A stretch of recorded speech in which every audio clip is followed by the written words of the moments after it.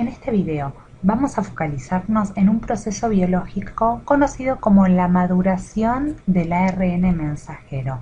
Y si ya conocen o pasaron a ver el video de transcripción, se darán cuenta, se recordarán que el ADN que se utiliza como molde transfiere su información genética al ARN mensajero, que es el que eventualmente sale hacia el citosol de la célula. ¿Se recuerdan? La célula, el núcleo, y aquí tenemos el citosol, para poder hacer el proceso de traducción de proteínas, que es donde eventualmente van a generarse todas aquellas proteínas que vamos a necesitar para cumplir las funciones de la célula.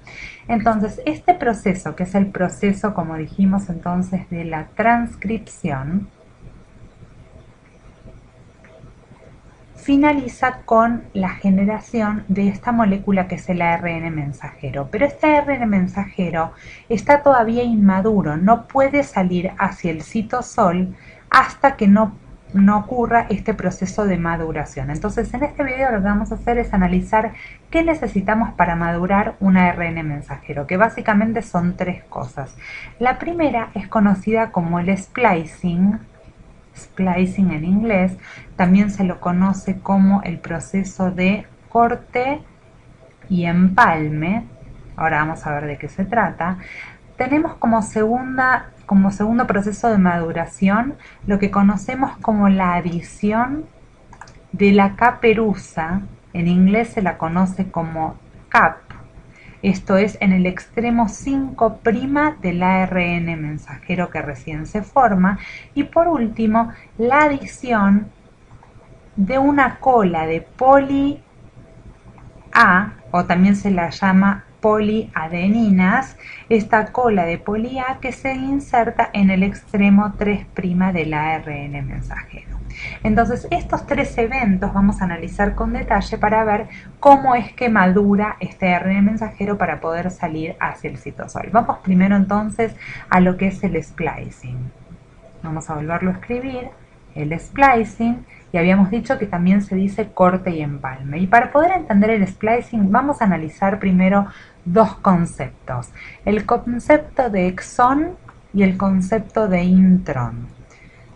Tanto el ADN como el ARN, que está recién sintetizado, ¿sí?, el inmaduro, contienen en su secuencia, y vamos a dibujarlo de esta manera, vamos a dibujar el ARN recién sintetizado, secuencias intercaladas, de las cuales algunas van a codificar con la información para las proteínas y otras no van a codificar para esas proteínas. Son como secuencias que no contienen esa información útil.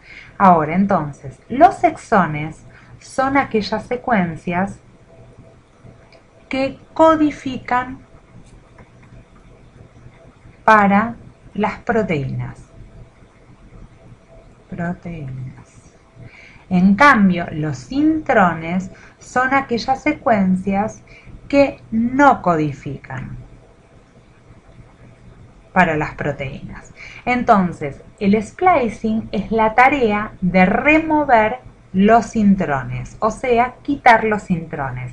Entonces vamos a dar de cuenta que los exones los tenemos con color rosa, los intrones los dibujamos en color celeste, y entonces el proceso de splicing, lo que va a ocurrir aquí es que se van a cortar estos intrones de acá y va a quedar un ARN mensajero maduro, o en realidad casi maduro porque le faltan otros procesos, pero al menos en cuanto al splicing está, donde los intrones se quitaron y solamente quedaron los exones.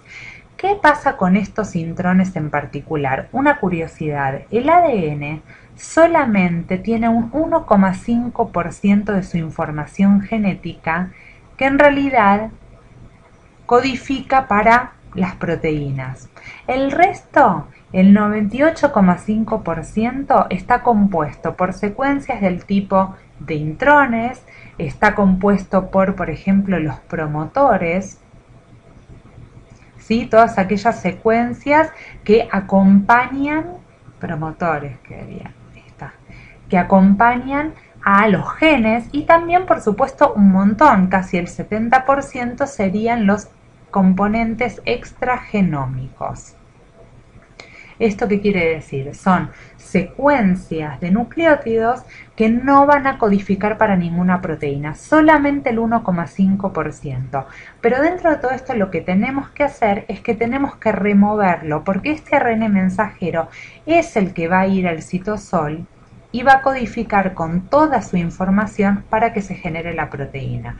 Ahora, ¿cómo se hace este splicing? Es un proceso muy complejo, pero hay un grupo de proteínas en forma de complejo que se llama, vamos a ponerlo en una mezcla de inglés con español porque así está puesto en la mayoría de los libros, spliciosoma. Por ahí lo pueden llegar a encontrar con una E, pero es spliciosoma. El spliciosoma es un complejo de proteínas que justamente lo que van a hacer es remover estos intrones, los corta y los empalma de nuevo para generar esta molécula que solamente tiene exones.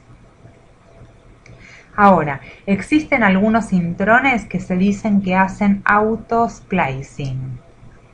Es un proceso que no está del todo estudiado, pero que se pueden cortar automáticamente entre ellos, no necesitarían de este complejo de proteínas. Entonces, ahora que sabemos lo que es el splicing, vamos a pasar a hablar de lo que es el cap o el encapuchamiento.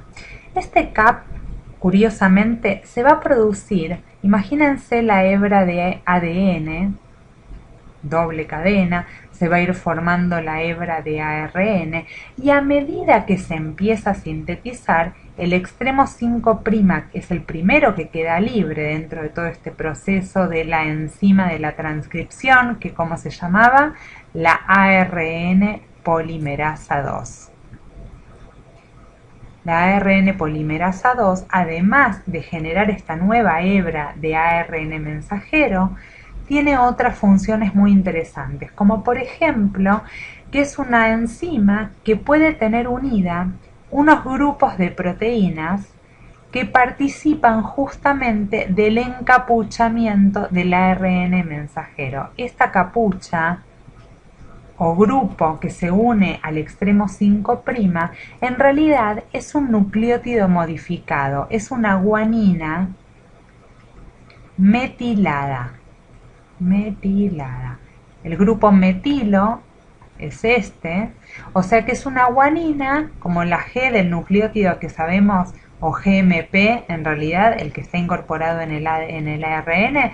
Esta va a estar modificada con un grupo metilo y eso es lo que produce este capo encapuchamiento, que por un lado este ARN tenga estabilidad, o sea que cuando salga el citosol no pueda ser degradado por las enzimas que lo quieran romper, y por otro lado lo ayuda en el transporte hacia el citosol. Entonces esto muy importante y ocurre en el extremo 5'. Este grupo de proteínas que están acá asociadas son reguladas por la ARN polimerasa y participan, como les dije entonces, en el encapuchamiento del mensajero. Vamos a ver entonces por último el proceso de poliadenilación.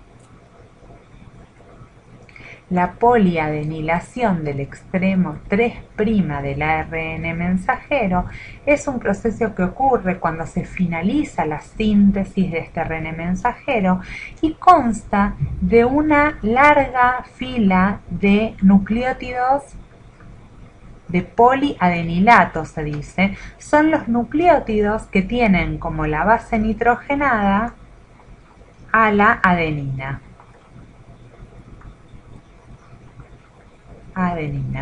La adenina, que era la base nitrogenada que podía estar presente en cualquier lugar del ARN mensajero, en el extremo 3' tiene una cola larga. Así que estos serían todos los procesos para poder generar un ARN maduro. Nos vemos en los próximos videos.